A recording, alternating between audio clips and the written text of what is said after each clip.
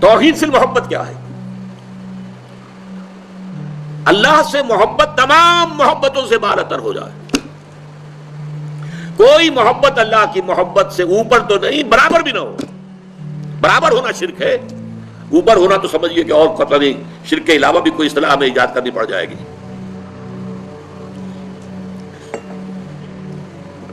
سورہ بقرہ میں فرمایا وَمِنَ النَّاسِ مَن يَتَّخِذُ مِن دُونِ اللَّهِ أَندَادًا يُحِبُّونَهُم كَحُبِّ اللَّهِ وَالَّذِينَ آمَنُوا أَشَدُّ حُبًّا لِلَّهِ. لوگوں میں سے کچھ ایسے بھی ہیں جو اللہ کے سوا کچھ ہستیوں کو محبوب بنا لیتے ہیں، اللہ کا مد مقابل بنا کر ان سے وہ محبت کرنے لگتے ہیں جو اللہ سے کرنی چاہیے تھی. وَالَّذِينَ آمَنُوا أَشَدُّ حُبًّا لِلَّهِ، اور جو واقعتاً اہل ایمان ہیں وہ شدید ترین محبت کرتے ہیں اللہ کے ساتھ. تو قرآن یہ نہیں کہتا کہ آپ والدین سے محبت نہ کریں، کرو، لیکن والدین کی محبت اللہ کی محبت کے برابر نہ ہو جائے، اس سے بڑھ نہ جائے. اولاد سے محبت کرو، اولاد کی محبت اللہ کی محبت سے بڑھ نہ جائے. دیکھیے یہ محبتوں کا امتحان ابراہیم سے اللہ نے کیسے کیسے لیا تھا.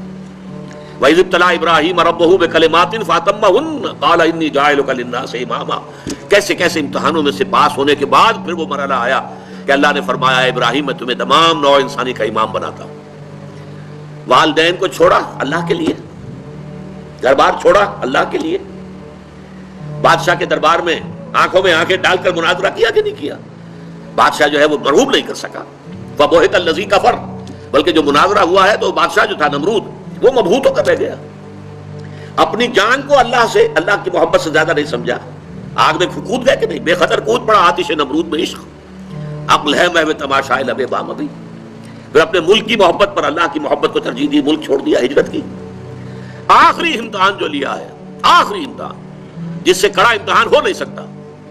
100 برس کی عمر میں وہ 13 برس کا بیٹا جو دعائیں مانگ مانگ کر اللہ سے لیا تھا، اکلوتا بیٹا، حکم آیا ذبح کر دو اسے. یہ ہے سب سے بڑا امتحان. 100 برس کا بوڑھا انسان اور بڑی دعائیں مانگ مانگ کر بیٹا لیا. 87 برس کی عمر میں حضرت اسماعیل کی ولادت ہوئی ہے. اب 13 برس کے ہو گئے ہیں. فلما بلغ معه السعي، جب بھاگ دوڑ کے قابل ہو گئے. 13 برس کا جوان بچہ جو ہے باپ کا دست و بازو بن جاتا ہے، بھاگ دوڑ. اس لیے آتا ہے نا کہ ابراہیم اور اسماعیل دونوں تھے جو بیت اللہ کی تعمیر کر رہے تھے. وَإِذْ يَرْفَعُ إِبْرَاهِيمُ الْقَوَاعِدَ مِنَ الْبَيْتِ وَإِسْمَاعِيلُ، اس اسماعیل کے بارے میں انی ارا فی المنام انی اذبحک فانظر ماذا تری. اے میرے بچے میں دیکھ رہا ہوں خواب میں، بار بار یہ خواب آ رہا ہے کہ میں تمہیں ذبح کر رہا ہوں. اور اس کے لیے چھری پھیر دی. یہ تو اللہ تعالیٰ نے جو ہے قد صدقت الرؤیا انا کذالک نجزی المحسنین. اللہ تعالیٰ نے کہا بس بس، امتحان ہمیں لینا تھا، وہ امتحان پورا ہو گیا. یہ ہے محبت، توحید فی المحبت.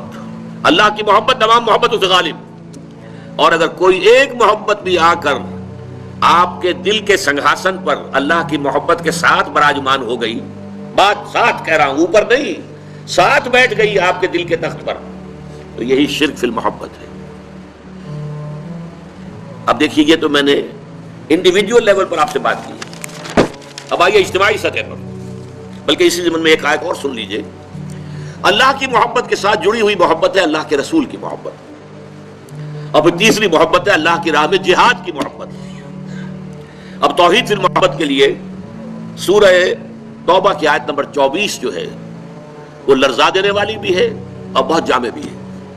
قل ان کان آباؤکم وابناؤکم واخوانکم وازواجکم وعشیرتکم واموال اقترفتموها وتجارۃ تخشون کسادها ومساکن ترضونها احب الیکم من اللہ ورسولہ وجہاد فی سبیلہ فتربصوا حتی یاتی اللہ بامرہ واللہ لا یہدی القوم الفاسقین. اے نبی سے کہہ دیجئے لوگوں دیکھو، اگر تمہیں اپنے باپ، اپنے بیٹے، اپنے بھائی، اپنی زوج، مرد کے لیے بیوی، بیوی کے لیے شوہر زوج ہے، اور اپنے رشتہ دار اور وہ مال جو تم نے بڑی محنت سے کما کر جمع کیے ہیں، اور وہ کاروبار جن کی کساد بازاری کا تمہیں ڈر رہتا ہے، اور وہ محل، وہ حویلیاں، وہ مکانات جو تم نے بنائے ہیں تمہیں بہت محبوب ہیں، اگر ان 8 چیزوں کی محبت زیادہ ہو گئی تمہارے دل میں اللہ کی محبت سے، اس کے رسول کی محبت سے اور اس کی راہ میں جہاد کی محبت سے، تو جاؤ دفع ہو جاؤ، انتظار کرو یہاں تک کہ اللہ اپنا فیصلہ سنا دے. اور اللہ ایسے ناہنجاروں کو ہدایت نہیں دیتا. 8 محبتیں ایک پرڑے میں ڈال لیجئے. باپ کی محبت، بیٹے کی محبت، بھائی کی محبت، بیوی کی محبت، رشتہ داروں کی محبت. 5 مال کی 3 شکلیں، جائیداد، کاروبار اور کوئی نقد. 3 یہ شکلیں، 3 جمع 5 8. اور 3 محبتیں دوسرے پلڑے میں ڈالی، اللہ کی محبت، رسول کی محبت اور جہاد کی محبت. اب اگر یہ پلڑا بھاری ہے 8 والا تو جاؤ دفع ہو جاؤ. تمہارا اللہ سے کیا سروکار. اللہ ایسے ناہنجاروں کو ہدایت نہیں دیتا. سب سے پہلے یہ طے کر لو کہ ان 3 محبتوں کا پلڑا نیچے ہونا چاہیے، بھاری ہونا چاہیے ان 8 کے مقابلے میں.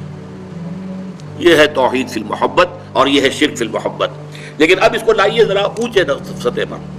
وہ جو میں نے کہا انسانی معاشرہ، ریاست، اس ریاست کے لیے، معاشرے کے لیے بھی کوئی ایسی شے موجود ہونی چاہیے کہ جو اس میں رہنے والے یا اس میں شامل سب لوگوں کی محبوب شے بن جائے. یہ کامن محبت انہیں جوڑے گی، ان کے اندر اتحاد پیدا کرے گی. مثلا وطن کی محبت، وطن کی جے جے ہند، وطن کی عظمت کے گن گاؤ. قوم کی محبت، وطن پرستی، قوم پرستی، کوئی نظریہ پرستی. یہ بہت سی پرستشیں ہیں جن سے کہ لوگ پھر جڑے رہتے ہیں. نسل پرستی، لسان پرستی، زبان پرستی. یہ آج کل جو آپ کو کہتے ہیں کہ یہ لسانی عصبیتیں اور یہ نسلی عصبیتیں، یہ بلوچ نیشنلزم، یہ پختون نیشنلزم، یہ سرائکی نیشنلزم، یہ ایک اردو والا نیشنلزم، 5ویں قومیت نکلی تھی ہمارے ہاں. یہ سب کچھ کیا ہے؟ یہ جمعیت کے لیے، لوگوں کو جوڑنے کے لیے، شیرازہ بندی کے لیے، انہیں متحد رکھنے کے لیے کوئی نہ کوئی شے محبوب ہو جانی چاہیے. اس اعتبار سے اس دور کا سب سے بڑا شرک وطن پرستی ہے. لیکن پھر دیکھیے، میں بات آپ سے عرض کر رہا ہوں، علماء کرام اس کو نہیں پہچان پائے. اس کو پہچانا ہے تو علامہ اقبال نے پہچانا ہے. اس دور میں اور ہے، جام اور ہے، جم اور، ساقی نے بنا کی روش لطف و ستم اور، تہذیب کے آزر نے ترشوائے صنم اور، مسلم نے بھی تعمیر کیا اپنا حرم اور، ان تازہ خداؤں میں بڑا سب سے وطن ہے، جو پیرہن اس کا ہے وہ مذہب کا کفن ہے. نظارہ دیرینہ زمانے کو دکھا دے، اے مصطفی خاک میں اس بت کو ملا دے. یہ وطن پرستی شرک، اس دور کا سب سے بڑا شرک. نیشنلزم جو ہے وہ لوگوں کو جمع کرنے والی شے ہے. ہماری قوم، ریشیل نیشنلزم بھی ہوتا ہے، نسلی قومیت. اور آج کل نیشنلزم جو ہے وہ علاقائی ہوتا ہے، ٹیریٹوریل نیشنلزم. ایک ملک میں رہنے والے جو ہے اس کو سب ایک قوم ہے اور اپنے ملک سے محبت سب سے اوپر کر دے. یہ ہے در حقیقت علامہ اقبال نے جس کو کہا کہ وطن ایک تو ہے وطن سے محبت ہونا، وہ ٹھیک ہے، حب الوطن من الایمان حدیث ہے. گفتار نبوت میں وطن اور ہی کچھ ہے، اور گفتار سیاست میں وطن اور ہی کچھ ہے. وطن جب آتا ہے ایک پولیٹیکل کانسیپٹ کی حیثیت سے وہ معبود بنتا ہے. اس معبود کی ایک نماز ہے. آپ کھڑے ہو جاتے ہیں، ترانہ پڑھا جا رہا ہے اور آپ کھڑے ہیں، جھکے ہوئے، سر جھکا کر کھڑے ہیں. یہ قنوت جو ہے یہ کس کے لیے ہو رہا ہے؟ وطن کے دیوتا کے لیے ہو رہا ہے. وطن کے دیوتا کا ایک اور ہے سلامی، جھنڈے کو سلامی دی جا رہی ہے. جھنڈا وہ علامت ہے آپ کے وطن کی. آپ کے علم میں ہوگا، میں اس ترانے کے پڑھے جانے کے وقت کھڑا نہیں ہوتا، اور اس سے بڑی کنٹروورسیز بھی ہوئی ہیں، مجھے بڑی تلخ باتیں بھی سننی پڑی ہیں. لیکن میں یہ سمجھتا ہوں کہ در حقیقت یہ وطن کی نماز ہے، وطن کی حمد ہو رہی ہے، وطن کے اور ترانے گائے جا رہے ہیں. در حقیقت یہ اجتماعی سطح پر پولیٹیکل سائنس کے اعتبار سے آج وطن جو ہے وہ جو ہے ایک معبود کی شکل اختیار کر گیا ہے.